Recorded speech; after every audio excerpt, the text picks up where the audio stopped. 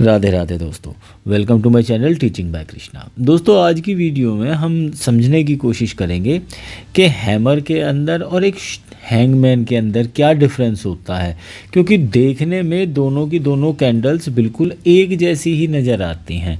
तो इनमें क्या अंतर होता है और इन्वर्टेड हैमर में और शूटिंग स्टार में इन दोनों के अंदर क्या अंतर होता है। देखो, हम लोग आगे चल के प्राइस एक्शन सीखेंगे, तो मैं ये जो चीज़ें आपको बताने की या डिस्कस करने की कोशिश कर रहा हूँ वो इसलिए कर रहा हूँ कि प्राइस एक्शन इतना इजी नहीं है। प्राइस एक्शन को सीखने से पहले या समझने से पहले हमें ये पता होना चाहिए या हमें इतना कैपेबल तो हो जाना चाहिए कि हम किसी भी कैंडल की विक को देख के और उसकी बॉडी को देख के ये समझ पाएँ कि ये कैंडल स्ट्रॉन्ग कैंडल बनी है या वीक कैंडल बनी है या ये न्यूट्रल कैंडल बनी है, या फिर इस कैंडल के बाद मार्केट में रिवर्सल आ सकता है या फिर मार्केट का ट्रेंड कंटिन्यू रह सकता है। तो इसलिए मैं हर कैंडल पे आपको डिटेल्ड में बताने की कोशिश कर रहा हूँ कि एक कैंडल के विक और उसकी बॉडी के अंदर कितने इमोशंस भरे होते हैं। तो चलिए शुरू करते हैं। हैमर कैंडल से शुरू करते हैं। पहले देखते हैं कि एक परफेक्ट हैमर कैंडल कैसी होती है और फिर डिस्कशन करते चले जाएंगे कि हैंगमैन और इन्वर्टेड और शूटिंग स्टार पे। यहाँ देखते हैं दोस्तों कि देखो, ये है एक परफेक्ट हैमर कैंडल।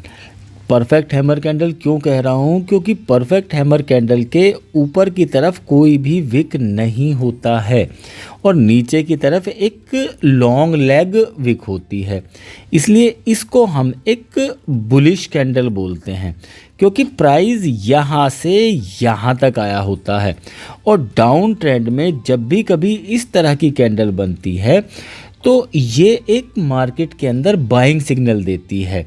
और एक चीज़ इस कैंडल में देखने वाली इम्पॉर्टेंट ये है कि देखो, प्राइस यहाँ पे ओपन हुआ, यहाँ तक आया और यहाँ पे बायर्स आए मार्केट के अंदर, जो कि प्राइस को इसके ओपन से भी ऊपर लेके गए।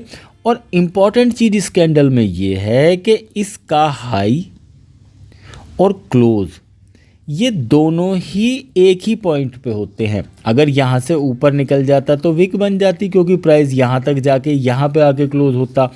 बट प्राइस इस तरीके से ऊपर गया है कि सेलर्स को मौका ही नहीं मिला है कि वो प्राइस को कहीं भी एक बार नीचे लेके आ पाए। मतलब मार्केट के अंदर एक स्ट्रॉन्ग बाइंग आती दिखाई दी है, जिसके चलते हम ये कह सकते हैं कि एक डाउन ट्रेंड में जब ये कैंडल बनेगी तो मार्केट का प्राइस यहाँ से अब ऊपर की तरफ जाएगा।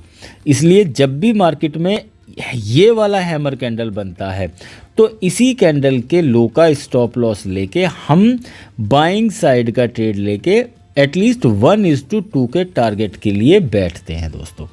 दूसरा, ये कैंडल की बात करूँ तो देखो, इस कैंडल की जो बॉडी है वो रेड है, बट इसमें नीचे की तरफ एक लॉन्ग लेग विक है और ऊपर की तरफ विक है नहीं। तो इस कैंडल को भी हम बुलिश कैंडल ही कहेंगे। क्यों कहेंगे? क्योंकि देखिए, बॉडी जो है उसकी बॉडी से नीचे देखे तो 1, 2, 3 और एटलीस्ट 4 टाइम्स तो नीचे से प्राइस ड्रैग करके ऊपर आया ही आया है। मतलब कि बायर्स यहाँ पे आए और जहाँ पे सेलर्स बैठे हुए थे वहाँ से उन्होंने नीचे ड्रैग कर दिया, बट यहाँ से बाइंग आते आते आते आते वहीं ले आए जहाँ जिस एरिया के पास में ये ओपन हुआ था दोस्तों। मतलब 1:5 टाइम्स का रेशो है इसका कि बाइंग एक इसके मुकाबले 4 टाइम्स ज़्यादा इसमें बाइंग आई है। तो ये भी एक बाइंग कैंडल ही है। और जब डाउन ट्रेंड के अंदर ये कैंडल बनती है तो भी हम मार्केट में बाय साइड का ट्रेड लेते हैं और इस कैंडल के हाई को ब्रेक करते ही इस कैंडल के लो का स्टॉप लॉस लेके बाइंग साइड का ट्रेड लेके बैठते हैं दोस्तों। दोनों कैंडल्स में बात करूं तो देखिए, ये वाली कैंडल बहुत ज़्यादा स्ट्रॉन्ग कैंडल है, ये भी कोई वीक कैंडल नहीं है, बट ये एक बहुत ही अच्छा सेटअप वाली कैंडल है कि ये कैंडल जब बनती दिखती है तो कंफर्म हमें ट्रेड लेना चाहिए और फुल क्वांटिटी के साथ लेना चाहिए। इस कैंडल में एक बार इसके हाई को ब्रेक हो जाने के बाद में जब कंफर्म हो जाए तब ट्रेड लेके बैठना चाहिए।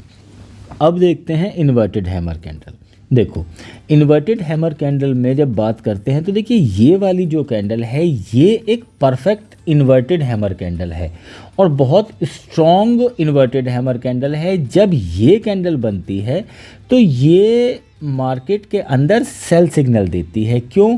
क्योंकि इसकी एक इम्पॉर्टेंट चीज़ ये है कि इसका लो और इसका क्लोज वो दोनों सेम ही हैं।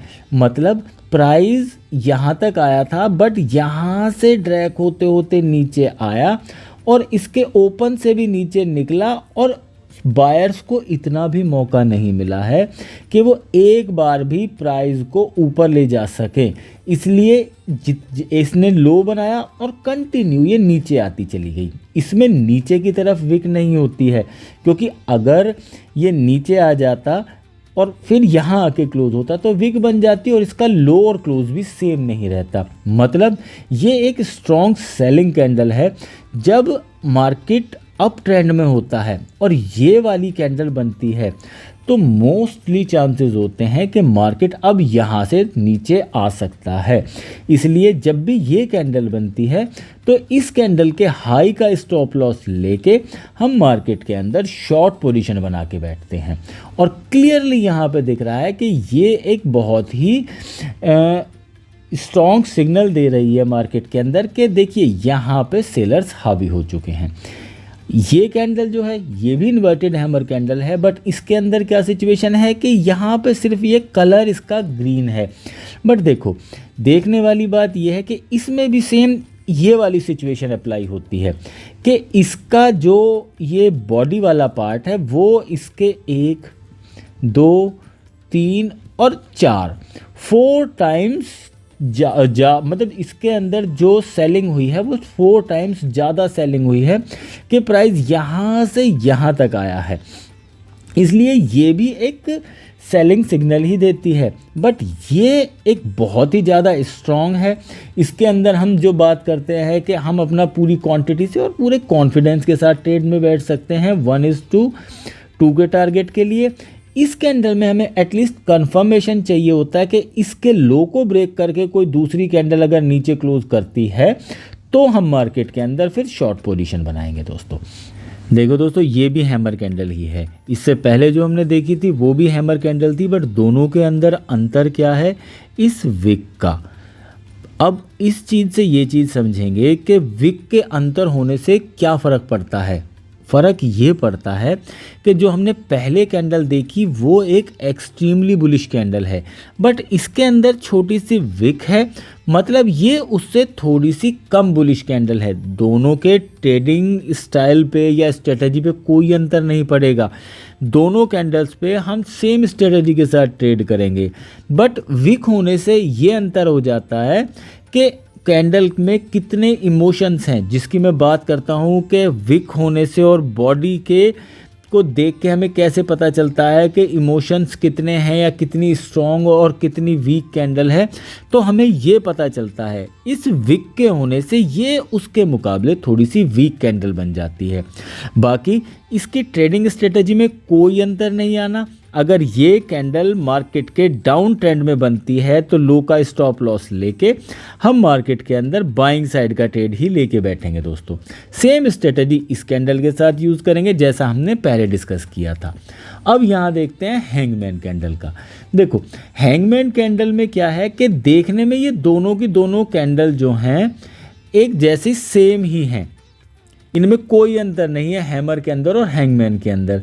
बट अगर ये वाली कैंडल किसी भी अप ट्रेंड के टॉप पे बन जाती है तो ये मार्केट में एक सिग्नल देती है कि यहाँ से प्राइस अब नीचे आ सकता है या मार्केट की इम्पल्सिव वेव ख़त्म होके यहाँ पे एक करेक्टिव वेव शुरू हो सकती है, जिसके चलते हम यहाँ पे इस कैंडल के लो को ब्रेक होते के साथ ही यहाँ पे हम शॉर्ट पोजीशन बना के बैठते हैं इस कैंडल के हाई का स्टॉप लॉस लेके। दोस्तों तो ये है हमारा हैंगमैन के इसमें किस तरह से हमें ट्रेड में बैठना चाहिए। अब यहाँ देखो समझने में थोड़ा सा इजी हो जाएगा कि मार्केट डाउन ट्रेंड में है, ये वाली हैमर कैंडल बनती है तो यहाँ से मार्केट के अंदर एक बाइंग सिग्नल मिलता है।